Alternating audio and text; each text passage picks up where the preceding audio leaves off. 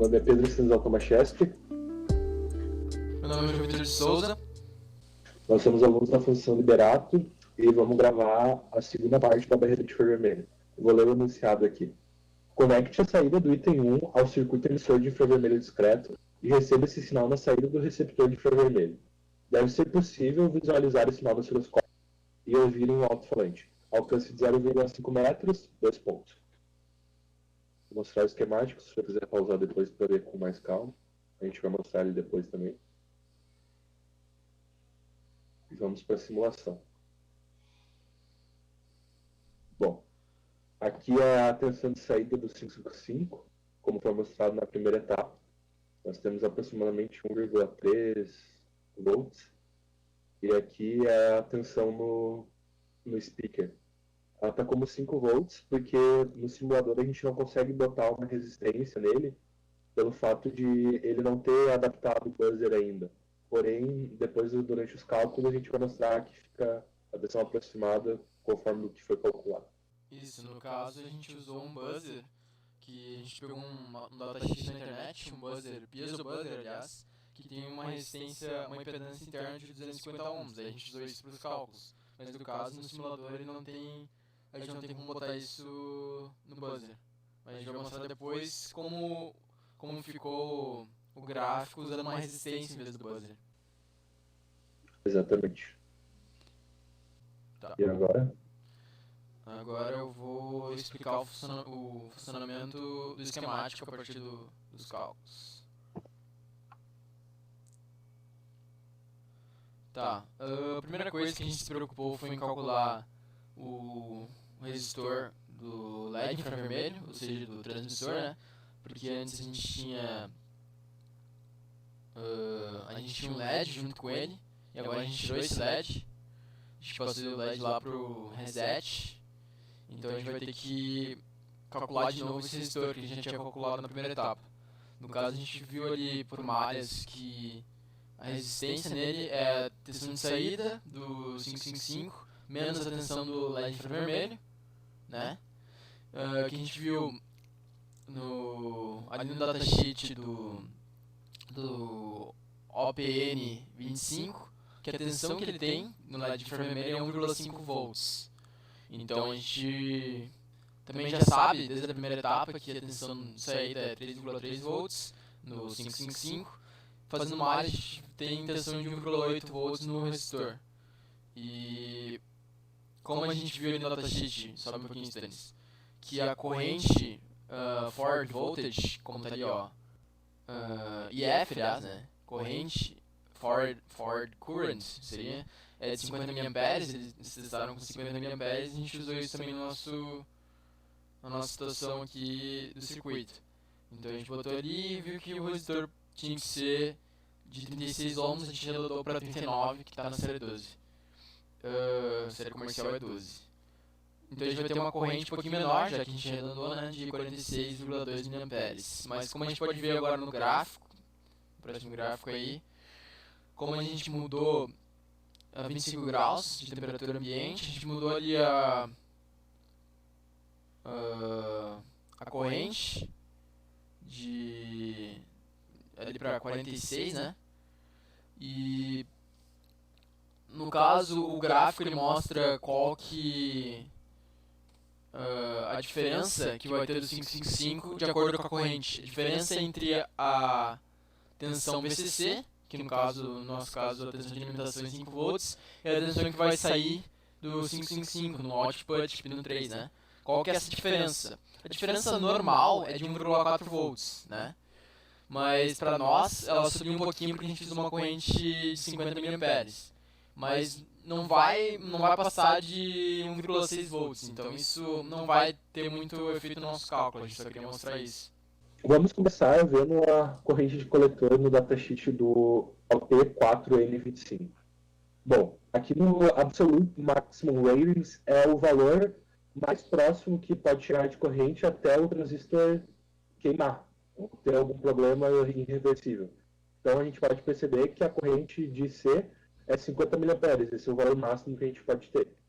Para ter uma segurança, a gente considerou que a corrente no coletor vai ser 10 vezes menor, 5 mA. Então, a gente executou a malha na saturação, que é o pior caso, que é o caso que vai ter mais tensão, consecutivamente mais corrente no resistor R5. Fazendo a malha, então, aqui a gente vê que é 5 menos o R5 igual a zero. Então, a gente chega aqui 5 volts sobre o IC que a gente definiu, que é 5 miliamperes, dá 1000 ohms. Então, essa resistência que a gente utilizou, já deu o valor certinho no E12, não precisou arredondar nada. Bom, agora a gente vai calcular o resistor R6. O resistor R6 faz parte da malha do transistor Q1, que a gente escolheu um BC548, e a gente escolheu esse transistor com a intenção de amplificar o sinal, pois a saída aqui é muito baixa. Se a gente ligasse o speaker direto, o som ficaria muito baixo, ele nem ligaria porque a tensão é muito inferior à de trabalho dele. Então, botando esse transistor aqui, além de amplificar a corrente, a gente tem uma função inversora nele, certo? Porque aqui, conectando aqui direto, ele operaria no corte. Seria o inverso da saída do 555. Quando a gente põe aqui, ele vai fazer o contrário. Ou seja, o speaker vai estar trabalhando junto com a saída do 555, porque aqui, ó, quando esse transistor corta, esse aqui satura. Eles são um inverso do outro. Então a gente também deixa o speaker junto com a saída do 555 em vez do inverso dela. Com esse transistor a gente amplifica a corrente e inverte a saída. Então agora a gente vai calcular o resistor R6, que ele é o resistor que vai editar a corrente de saturação e CE. Então fazendo a malha, a gente chega à conclusão que é 5 volts menos VR6 menos VCE igual a zero. Como o VCE de saturação nesse transistor e nos outros é considerado 0 volts, a gente chega que VRC ainda ser 5 volts. Então, a gente foi novamente aqui no Absolute Maximum Wavelength do BC548, igual a gente fez com a P4N25, e chegamos que o valor de coletor máximo que ele suporta é 100 mA. Então, a gente vai calcular aqui uma corrente inferior a isso, certo? Então, fazendo os cálculos, a gente chega aqui 5 volts sobre R6 é igual a IC, que é igual a 100 mA, e a gente chega que a resistência R6 tem que ser maior que 50 ohms. Bom, a gente encontrou que o R6 tem que ser maior que 50 ohms, porém a gente tem outro lado da moeda. Se essa resistência for muito grande, a gente vai ter uma tensão menor no buzzer e uma corrente menor. Então, a gente obteve por cálculo de malhas também que a tensão do buzzer se daria pela tensão da malha, né, que seria 5 volts, vezes o R-buzzer, dividido pelo R-buzzer mais o R6. O R6 a gente acabou de calcular a primeira faixa dele, agora a gente vai calcular a segunda. Entrando no datasheet do buzzer, a gente obteve o valor da impedância dele. E a impedância dele dá aqui que a máxima é 250 ohms. E foi essa que a gente utilizou para os cálculos. Então, a gente queria pelo menos 3 volts no buzzer. Então, a gente vai aplicar a equação matemática demonstrada anteriormente com a lei das malhas, e a gente chega que a resistência R6 tem que ser aproximadamente 166,67 ohms. A gente vai pegar o valor do E12 mais próximo, que é 180 ohms, e com isso a gente respeita a condição encontrada anteriormente, que a R6 teria que ser maior que 50 ohms. Aplicando isso no Circuit Maker, no emulador, a gente chega que a tensão no buzzer é de 2,910 volts, que é bem próximo do valor que a gente queria, enquanto a saída do 555 está em 1,32. A gente conseguiu uma amplificação legal e uma tensão suficiente no buzzer. A gente colocou pelo resistor, porque, como explicado anteriormente, a gente não consegue setar uma resistência para o próprio buzzer no Circuit Maker, infelizmente. Agora a gente vai calcular o R7 e eu passo a bola para o João Vitor. Tá, pro R7, a gente vai ter que determinar qual que é a corrente de base mínima para poder ver qual o valor de R7 máximo a gente vai ter, né? Bom, a gente sabe que o IB de saturação mínima, IB mínimo, né, é o IC de saturação dividido pelo ganho. Isso é dado básico do transistor, né? No caso, o transistor de BC, ele se enquadra nisso. O IC de saturação a gente sabe pelo valor do R6, que a gente já tem agora. Pela malha, ele seria 5 volts no resistor R6. E a gente descobre que a corrente então de saturação vai ser 27,78 mA. Dividido isso pelo ganho, a gente tem que descobrir qual que é o ganho do nosso transistor. A gente pegou aqui o valor de ganho menor para que a corrente mínima de saturação seja de máximo, entendeu? Pra gente ter um valor máximo de um valor máximo para a corrente mínima que a gente quer ter no IB, entendeu? Para assim a gente trabalhar na pior situação. O HFE mínimo que a gente achou no datasheet do BC 548 é de 110.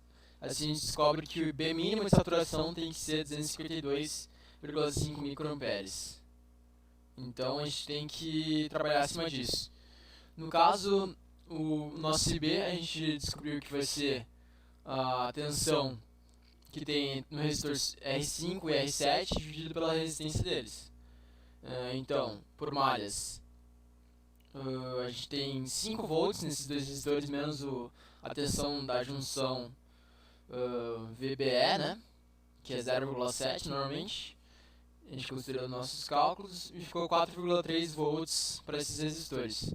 Assim, a gente sabe que o 4,3 dividido pela resistência, que no caso é 1000, mais o R7, tem que ser maior do que essa corrente que a gente disse lá em cima.